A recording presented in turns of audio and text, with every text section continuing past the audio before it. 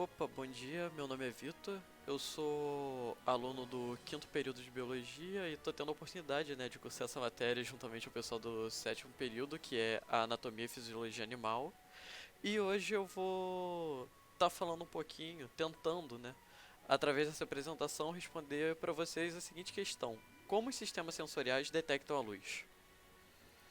Então, como é representado no episódio sobre evolução do documentário Cosmos, muito bem narrado pelo astrofísico Tyson, que a nossa turma acabou assistindo no ciclo passado, então eu achei interessante citar, acredita-se que há centenas de milhares de anos, um procarioto primitivo foi capaz de desenvolver em uma mutação uma molécula capaz de absorver a luz, enquanto em outra mutação subsequente permitiu que essas bactérias nadassem na direção oposta à luz, fugindo para o fundo da água, do mar, de onde elas estivessem, e se abrigando em regiões mais escuras.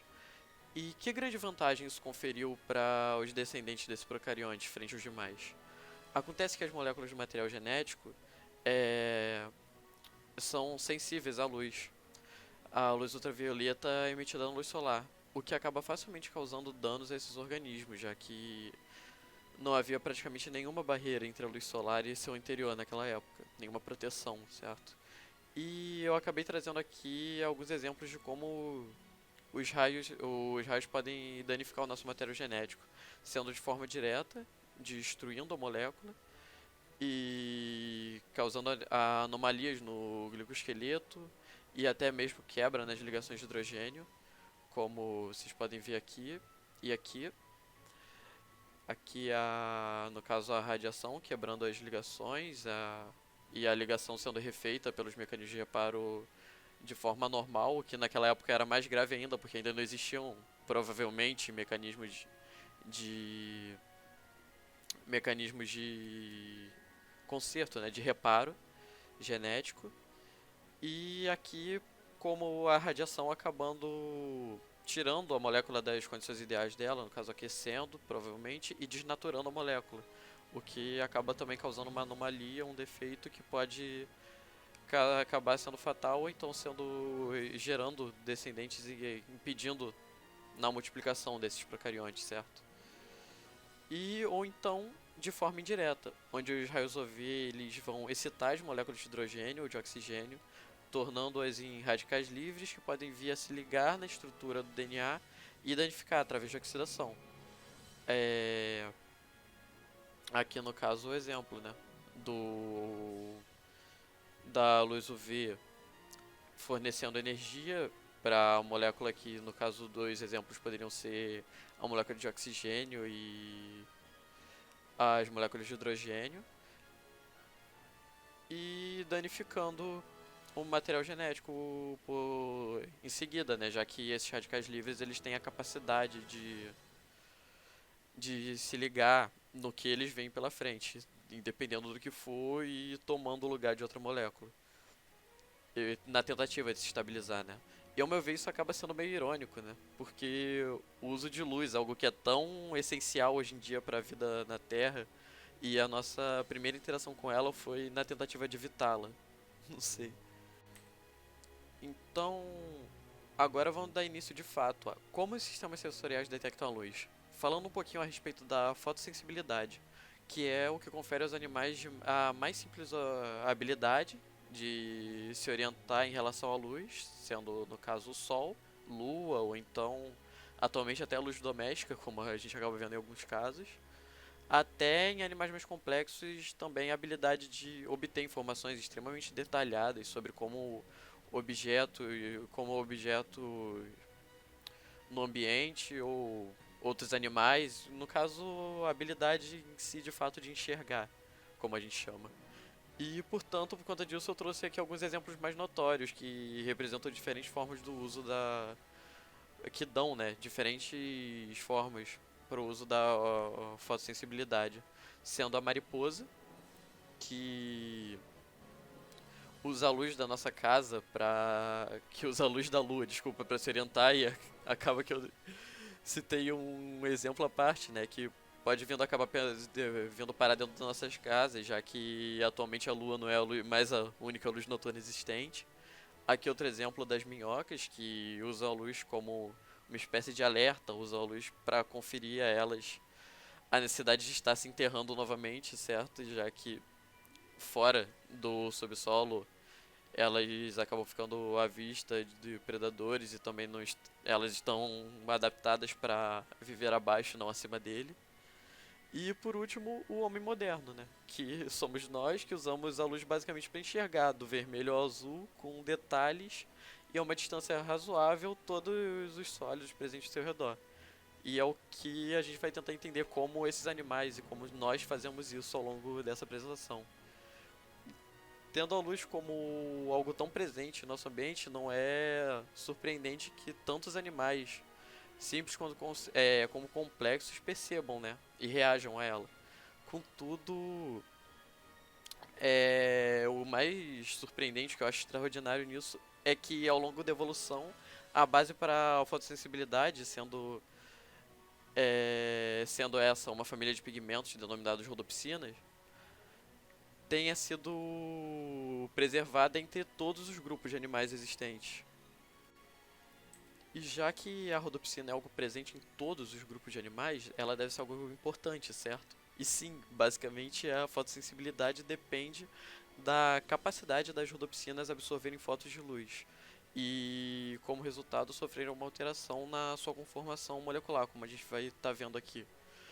A molécula de rodopsina consiste em uma proteína, a opsina, no caso aqui é a molécula de rodopsina completa, e uma parte vital dela, que é a opsina, que sozinha não é fotossensível e de um agrupamento não proteico que absorve a luz. O o 11-cis retinal, que são ambos, a opsina e o 11-cis retinal, intimamente ligados por ligações covalentes. E como ocorre essa reação de detecção de luz? A cascata, ela se inicia da seguinte forma: quando a 11-cis retinal absorve um fóton de energia, ele se transforma no seu isômero, o al-transretinal. Essa alteração ela tensiona as ligações com a opsina, que indica a detecção de luz.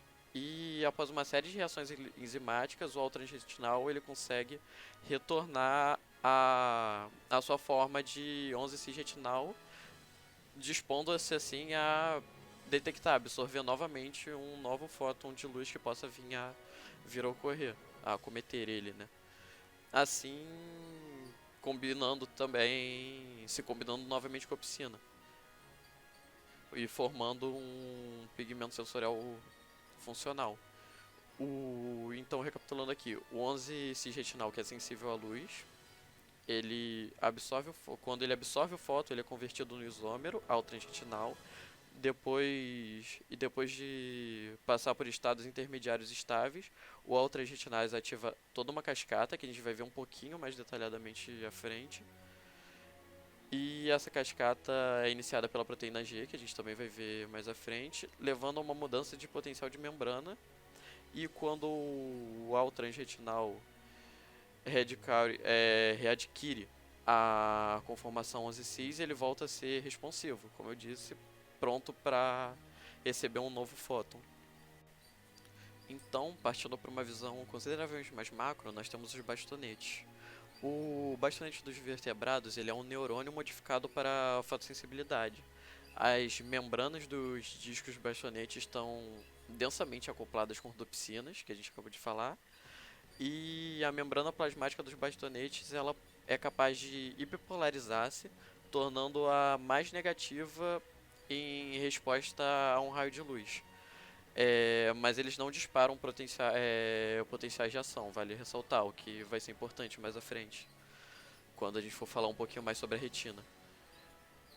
E então aqui, recapitulando, o potencial de membrana ele controla a quantidade de neurotransmissor que vai ser liberado, que a gente vai abordar mais a fundo posteriormente. E aqui mostrando, né, como um estímulo luminoso fraco, ele resulta em uma leve hiperpolarização E um estímulo de luz intensa resulta em uma significativa hiperpolarização aqui no intervalo, né? Que no caso isso é mensurado pelo bastonete. Aqui variando, né, de algo em torno de menos 40 milivolts no pico, em resposta a um estímulo fraco, já no estímulo forte batendo quase menos 55 milivolts, que é um potencial relativamente considerável. E essa excitação da rodopsina dá início a uma cascata de eventos, que é aquela cascata, parte dela, que a gente citou anteriormente, onde a rodopsina fotoexcitada se combina com uma proteína G, chamada transduxina. A transduxina, ela ativa a fosfodiesterase, ou PDE, que converte a GMPC em GMP. Essa reação desempenha um papel central na fototransdução, como a gente vai ver mais pra frente também. No escuro, o GMPC, no segmento externo, se liga a canais de cátion, os mantendo abertos e os permitindo a passagem de Na+, para o interior do segmento externo, com a conversão de GMPC em GMP também. Os canais, acontece dos canais se fecharem e a célula se hiperpolariza. É interessante citar também que essa corrente escura nos fotorreceptores faz sentido evolutivamente, pois a capacidade de perceber sombras é uma vantagem seletiva muito relevante na fuga de predadores. E aqui a imagem de onde eu, obviamente, tive que colar para tá passando o nome de todas as proteínas para vocês. A rodopsina ela vai absorver a luz, como eu disse, levando para a proteína G, a transduxina, e a convertendo a GTP em GCP. Aí aqui, mais à frente, a transduxina ativada libera uma de suas subunidades, que ativa a PDE, e a PDE ativada se hidrolisa, quer dizer, a GMPC, não ela mesma, produzindo 5 linhas GMPC e provocando o fechamento dos canais de Na. Isso tudo, como talvez vocês possam se lembrar em citoquímica, né, acaba causando uma diferença de potencial que é relevante na célula, né, essa entrada e saída, esse fechamento e abrimento dos canais de sódio. E aqui a gente pode falar voltar a falar, né, um pouco da diversidade de sistemas visuais existentes, focando mais especificamente nos invertebrados, já que, como eu disse, né, a capacidade de detectar luz é algo que está presente em todos os grupos de animais existentes. Então acho interessante a gente tentar abranger o máximo possível desses grupos aqui e as peculiaridades na forma de detectar luz que cada um desses animais apresenta, cada um desses grupos. E eu trouxe aqui primeiramente como exemplos planárias, já que elas são capazes de obter informação sobre a direção relativa da luz a partir dessas células fotorreceptoras denominadas oscilos. E essas estruturas são parcialmente protegidas por células pigmentadas, exceto quando o animal está voltado diretamente para a luz.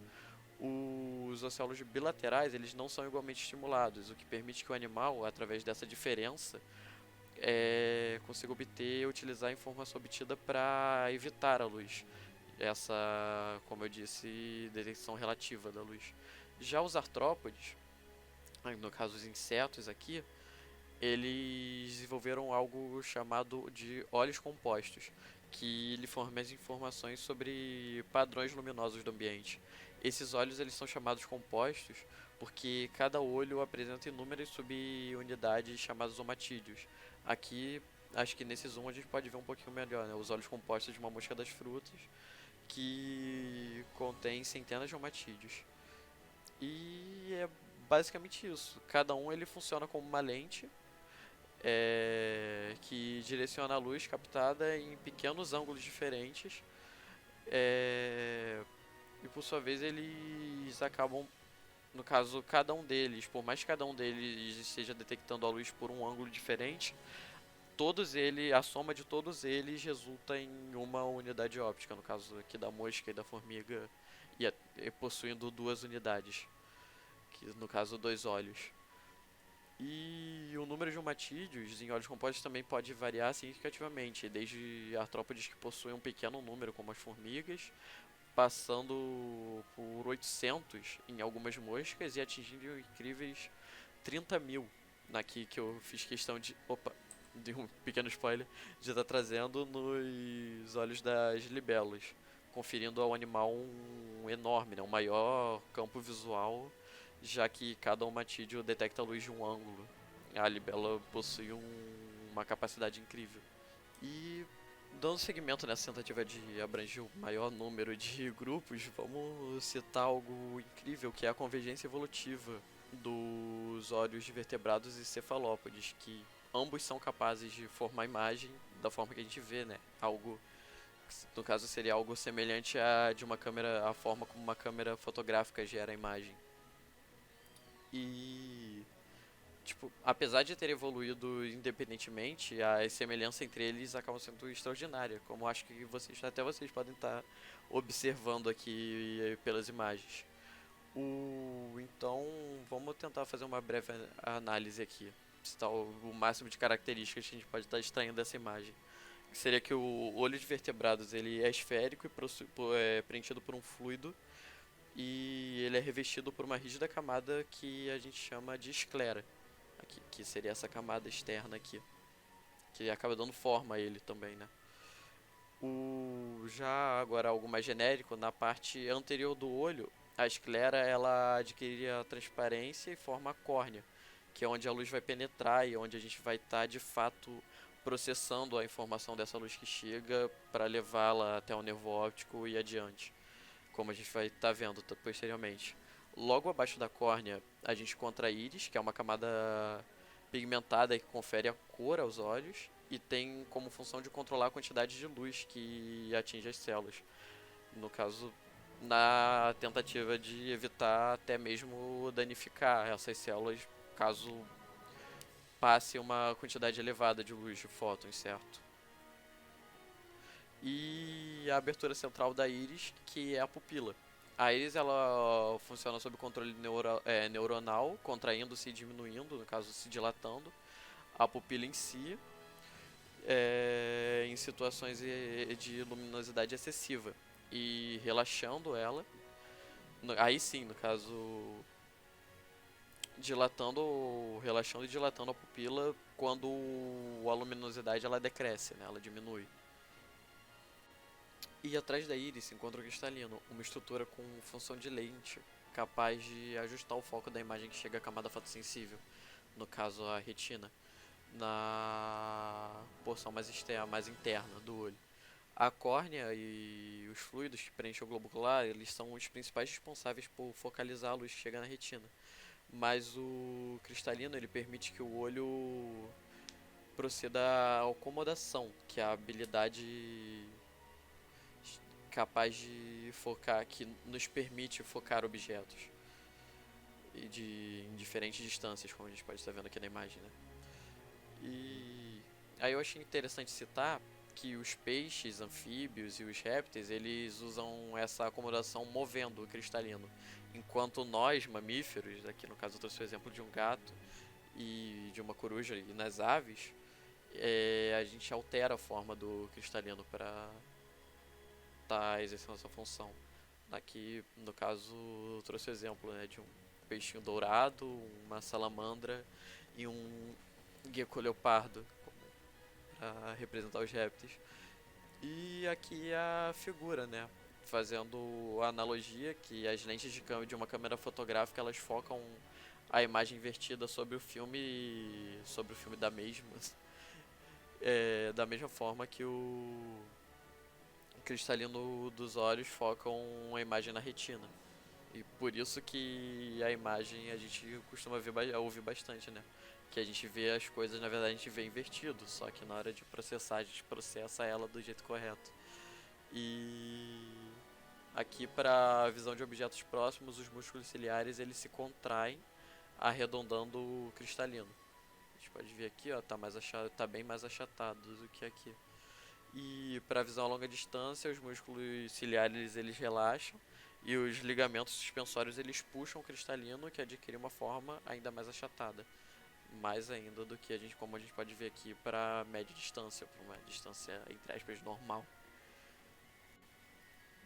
Então, até agora a gente se referiu a apenas um tipo de fotorreceptor, certo? Que seria o bastonete. Mas existe também outro tipo de célula fotorreceptora nos vertebrados, que são os cones. E a retina humana, ela possui cerca de 5 milhões de cones e 100 milhões de bastonetes, todos eles dispersos de forma homogênea, de forma heterogênea ao longo da retina. Na gente, por exemplo, a luz oriunda do centro do campo visual incide sobre a fóvea, e a fóvea é o local com a maior concentração de cones. E, se não me engano, são cerca de 160 mil por milímetro quadrado. E já um exemplo muito interessante seria a fóvea de um falcão, que tem praticamente o dobro nesse número por milímetro quadrado. Seria algo em torno de 320 mil. É, de 320 mil cones, certo? Além disso, o falcão ele possui duas fóveas em cada olho. Uma recebe a luz que vem da frente, enquanto a outra percebe o que vem embaixo do animal. Dessa forma, ele consegue enquanto voar analisando o seu futuro trajeto e enquanto ele analisa o chão abaixo dele, onde ele pode detectar alguma presa em fuga ou então simplesmente traquear, né, ao longo de uma perseguição. E a retina humana, ela possui três tipos de cones. Cada um desses cones com uma molécula de opsina ligeiramente distinta em relação ao comprimento de onda que ela melhor absorve.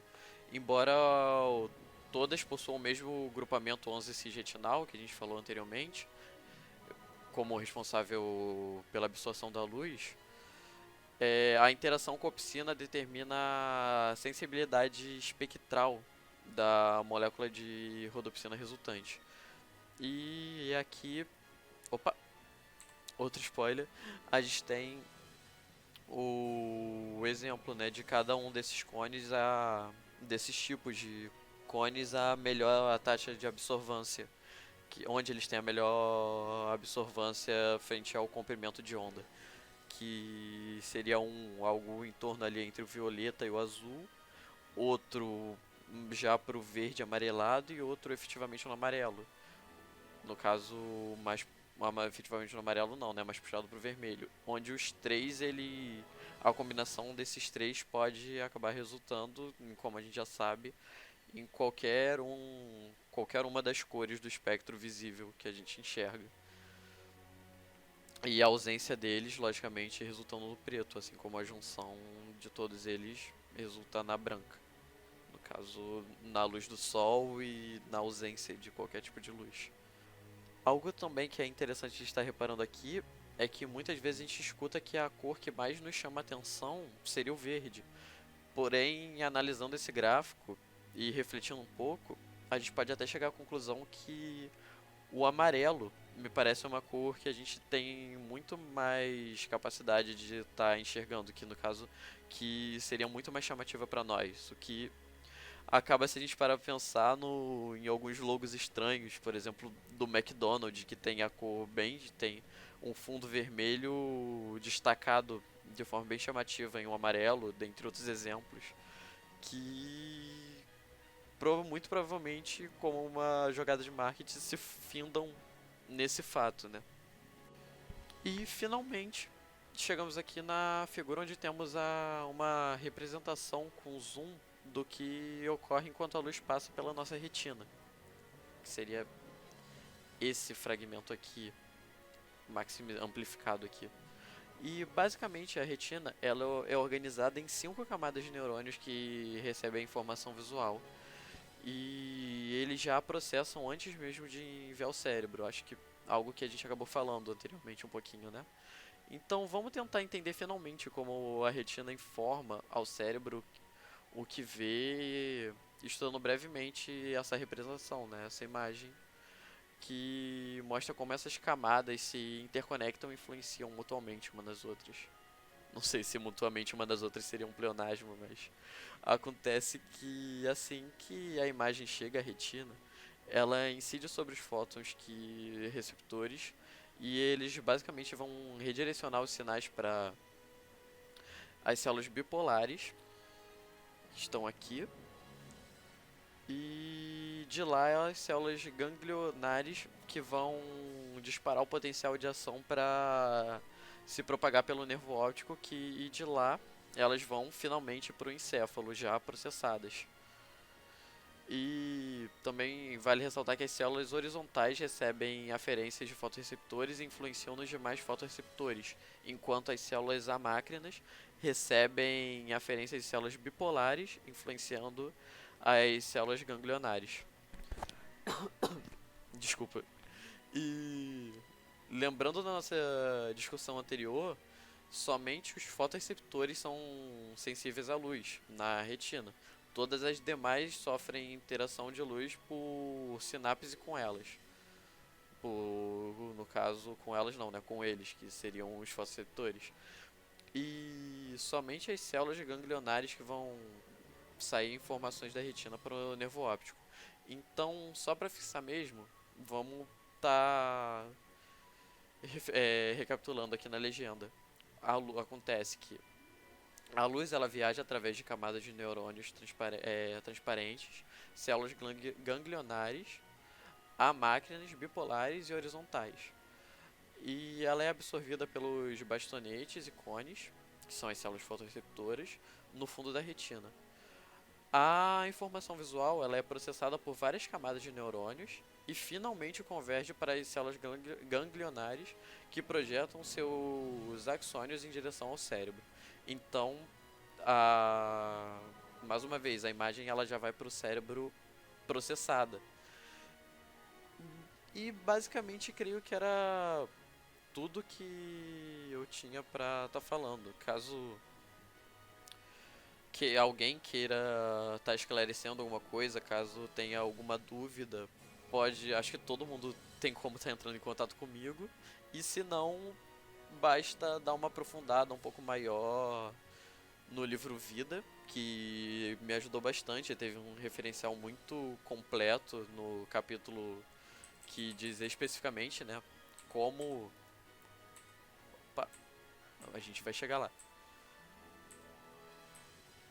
Como os sistemas sensoriais detectam a luz. E é basicamente isso. Um bom fim de ciclo para todos e até mais, né?